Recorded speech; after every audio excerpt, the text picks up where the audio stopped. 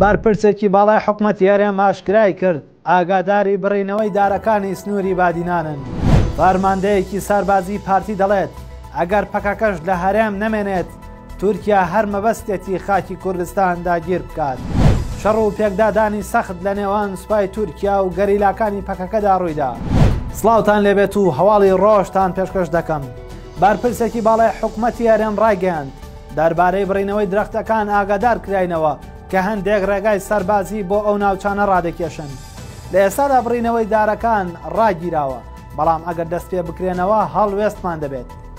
سەفین دزەی بەرپرسی فەرمانگەی پەیوەندیەکانی دەرەوەی حکومەتی هەرێم سەبارەت بە دەستدرێژەکانی سوپای تورکیا و بڕینەوەی دارەکان ڕایگەیاند.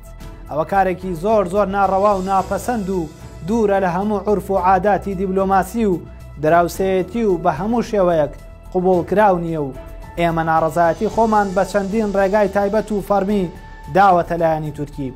دزەی لە دیدارێکی لەگەڵ بەشی کوردی دەنگی ئەمریکا دەڵێت ئەوەی کە لێ ئاگادار کراینەوە ئەوە بوو هەندێک ڕێگای سەربازی بۆ ئەو ناوچانە ڕادەکێشن بۆ ئەوەی ڕێگەی ئۆپراسیۆنەکانیان ئاسان بێت. ئەو قۆنتراچیانەی کە ئیشەکان دەکەن دارەکان دەبڕنەوە ئیستیغلالیان کردووە، داری تریش ببڕن بۆ ئەوەی سوودی لێوەربگرن. داربڕینەکە لە ئێستادا ڕاگیراوە و بڕیاری شەلیژنەیەکی هاوبەش لە پارێزگای دهۆک و شرناخ بە دوواداچوونێک بۆ ئەو کارە بکەن. فەرماندەیەکی پێشمەرگەی پارتی دیموکراتی کوردستان ڕای دەگەێنێت تورکیا ئامانجی دەست بە سەراگرتنی هەرێمە و ئەگەر پەکەکەش هەرێمی کوردستان جێبهێڵێت تورکیا واز لە هەرێم نایەنێت. جەمال مورتکە فەرماندەی پێشمەرگەی سەر بە پارتی دیموکراتی کوردستان و پارلەمانتاری پێشووی ئەو حیزبە ڕایگەیاند تورکیا هەرێمی کوردستان بە موڵکی خۆیان دەزانن، ئەگەر پەکەکەش هەرێمی کوردستان جێبهێڵێت تورکیا واز لە هەرێم ناهێنێت و جێی ناهێڵێت. ئەمە واقعە و تورکیا لە ساڵی 1923ەوە لە سەردەمی کەمال ئەتاتورک دەیانەوێت دەست بەسەر باشووری ڕۆژئاوای کوردستاندا بگرن. کوردستان بە موڵکی خۆیان و بە بەشێک لە خاکی خۆیان دەزانن. جەمال مورتکە ئەوەشی خستە ڕوو ئەگەر سەرکردایەتی پەکەکە بیانووی تورکیا نەهێڵێت و کوردستان جێبهێڵێت ئەوە هەرێم دەتوانێت لە ڕێگەی یاسا نێودەوڵەتیەکانەوە بەرامبەر تورکیا بوەستێتەوە. بۆیە پێویستە پەکەکە هاوکاری هەرێم بکات و ئەو بیانوەی دەوڵەتی تورکیا نەهێڵێت. دەستگای شەهیدانی عێراق دۆزینەوەی گۆڕێکی بە کۆمەڵ لە سنووری پارێزگای دیالە ئاشکرا دەکات. ڕاشی دەگەێنێت گۆڕەکە لەلایەن کەسوکاری شەهیدێکەوە دۆزراوەتەوە. با گوێرەی بەیاننامەیەکی دەستگای شەهیدانی عێراق لە نزیک شاری خانەقین کە سەر بە پارێزگای دیالەیە لەلایەن کەسوکاری شەهیدێکەوە زانیاریان پێدراوە لەبارەی گۆڕێکی بە کۆمەڵەوە. دەستگاکە لە ڕاگەیەنراوەکەی دانووسیوێتی بە پێی زانیاریەکان ئەو گۆڕە بە کۆمەڵە قوربانیانی دەستی ڕژێمی بەعسی لە ناوچووی تێدایە و ژمارەیەکی زۆر شەهیدیشی تێدایە. جەختیشی کردوێتەوە فەرمانگەی گۆڕە بە کۆمەڵەکان بە هەماهەنگی لەگەڵ دەستگای شەهیدان هەڵسەنگاندنی هونەری بۆ ئەنجام دەدەن و دواتر دەست دەکەن بە ڕێکارە ئاساییەکان بۆ هەڵدانەوەی گۆڕە بە کۆمەڵەکە.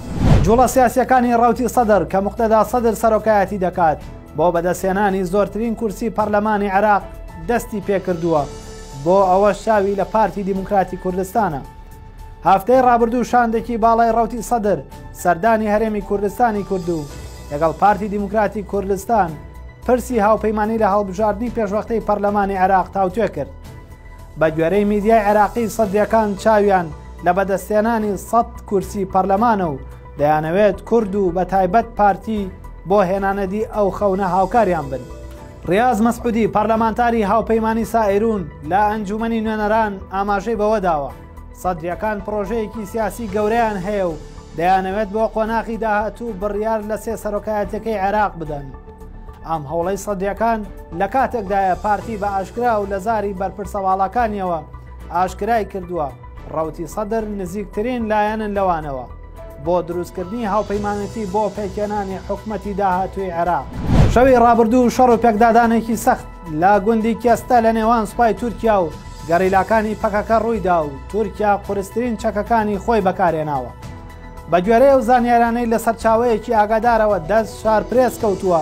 شەوی ڕابردوو لە گوندی کێستە شەڕێکی سەخت لە نێوان تورکیا و پەکەکە بەڕێوە چووە کە تێیدا تورکیا ناچار بۆ کۆپتەری شەڕکەر بەکاربێنێت.